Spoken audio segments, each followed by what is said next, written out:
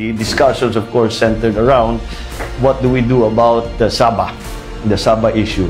His view on the matter was very simple, that both countries should move on and go to other issues. Of course, our position in the Philippines is that our claim on Sabah is maintained.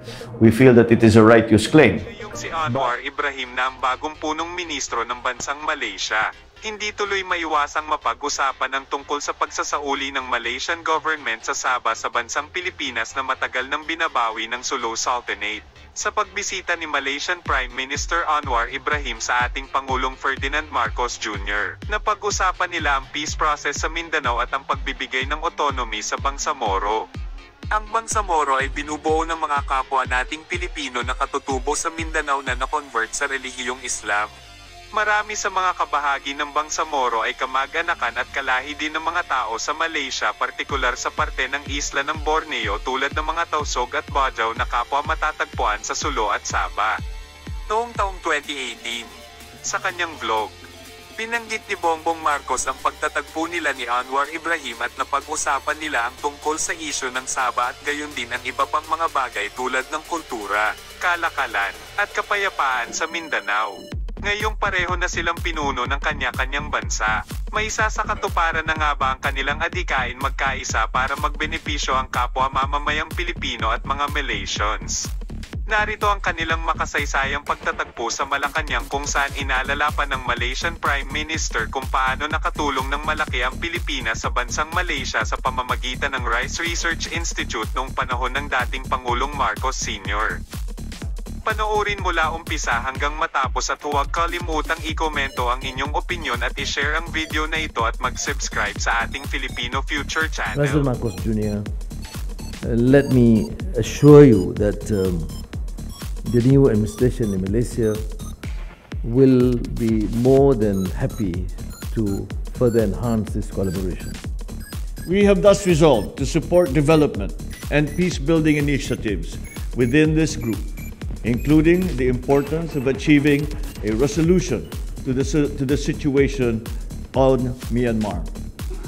We commended the progress made towards achieving sustainable and inclusive peace in Mindanao. It is a culmination of years of effort and sincerity amongst all parties, which will soon realize the dividends of peace.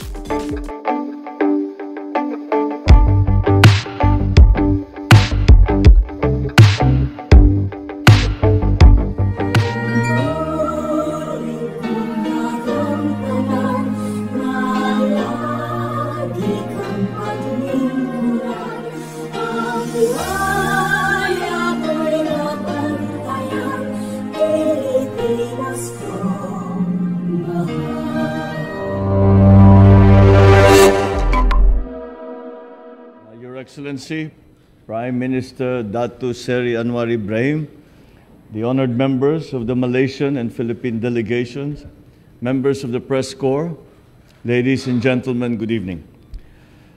Prime Minister Datuk Seri Anwar Ibrahim and I had a cordial and productive discussion on Philippines-Malaysia bilateral cooperation, reaffirming our two countries' desire to revitalize relations as we traverse past the pandemic, then through the years that towards a new normal. As immediate neighbors, the Philippines and Malaysia recognize the importance of maintaining peace and security in our region. As such, we agreed to continue our cooperation on political and security matters, rekindling the joint commission meetings and joint initiatives to combat transnational crime and terrorism. With the ongoing impacts of the pandemic and geopolitical upheavals challenging our national economies and the prospects of a global recovery, we agreed to reinvigorate trade and investment exchanges with a special focus on the halal industry, agriculture and food security, and the digital economy. Our shared historic roots are deep, and our cultures enjoy a natural affinity to one another. As such, we spoke of further deepening our people-to-people ties through continued cultural exchanges and tourism. I acknowledge the role of the Philippine diaspora in Malaysia and their contribution to both our economies. and as founding members of the Association of Southeast Asian Nations and the Brunei, Indonesia, Malaysia, Philippines East Asian Growth Area, the Philippines and Malaysia have ASEAN centrality embedded into our regional outlooks. We have thus resolved to support development and peace-building initiatives within this group, including the importance of achieving a resolution to the situation on Myanmar. We commended the progress made towards achieving sustainable and inclusive peace in Mindanao. It is a culmination of years of effort and sincerity amongst all parties, which will soon realize the dividends of peace.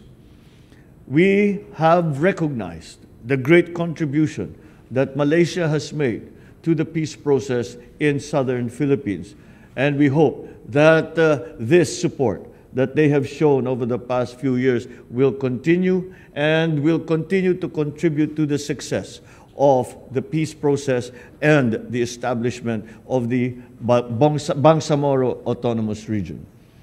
I therefore invited Malaysia to continue supporting the Philippine government's efforts to bring development and enhancement to the livelihoods of Mindanaoans.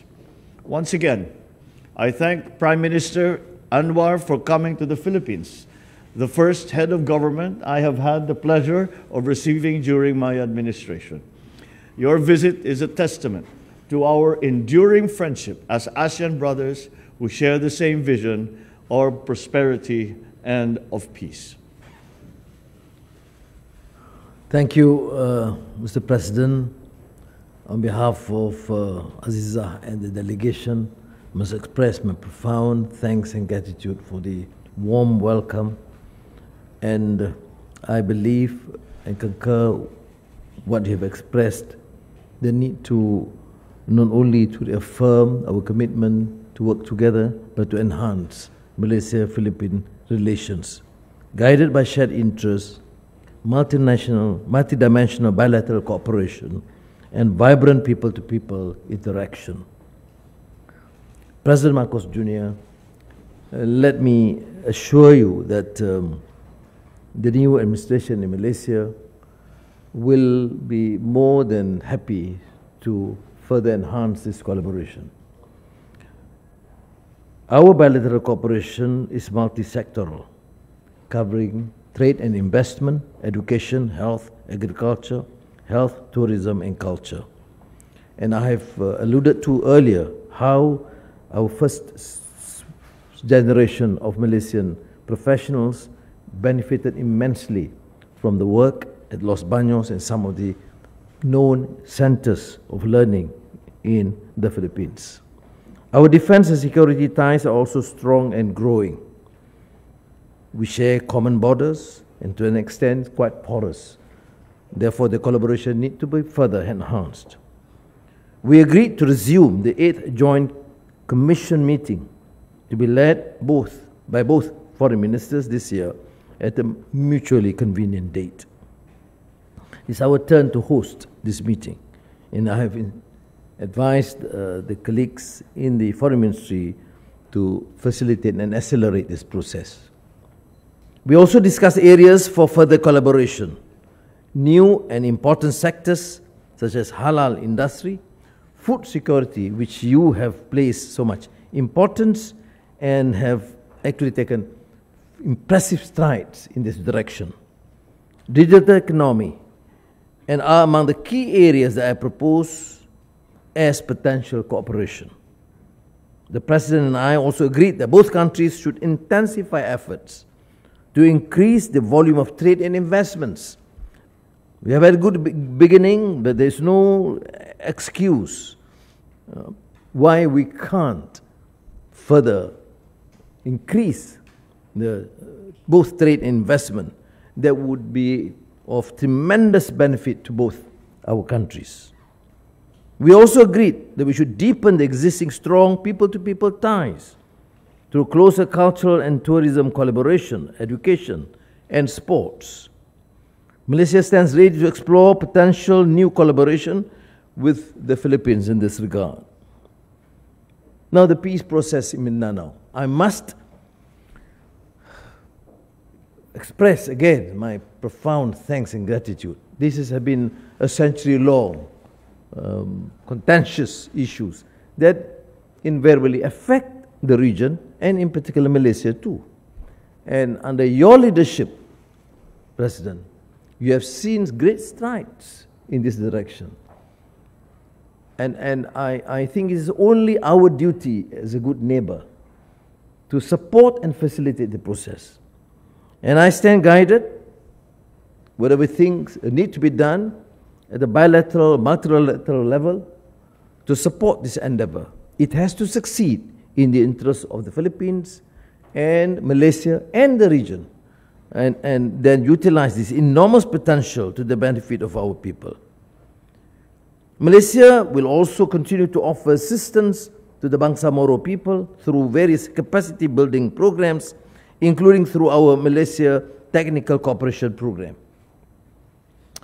In my meeting with the President, I've asked the Philippines assistance and cooperation to expedite the documentation of nationals so that they can be repatriated to the Philippines in a timely manner. And I am pleased that the willingness to facilitate this arrangement in a mutually agreed fashion.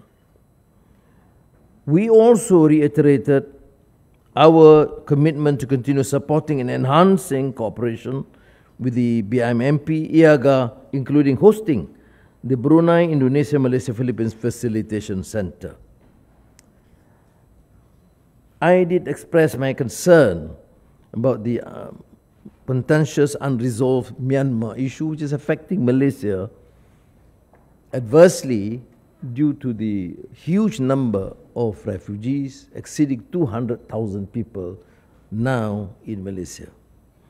The President, in his wisdom, has reiterated the need for the 5-point consensus, but I would certainly suggest, with his experience and wisdom, to explore new areas, how the Myanmar junta can be persuaded to work and collaborate as a team within ASEAN and resolve the outstanding issues which cannot be considered as purely internal because it's affecting the security and welfare of the region. We did discuss the South China Sea issue, and I shared President Marcos Jr.'s concern that due to the complexity and sensitivity of the issue, we should try and engage and take the position at the multilateral level between ASEAN so that we have a comprehensive approach and achieve an amicable resolution to this outstanding problem. Maraming salamat po, Mr. President. I am extremely pleased. I must reiterate again that I was first here in Malacañang Palace when President Marcos was the president as a young Minister of Agriculture, and how pleased I am to be back here with Marcos Jr. Bongbong to be there. And thank you very much for this hospitality, and I'm of course deeply touched by your kind words and support. Thank you. Thank you very much.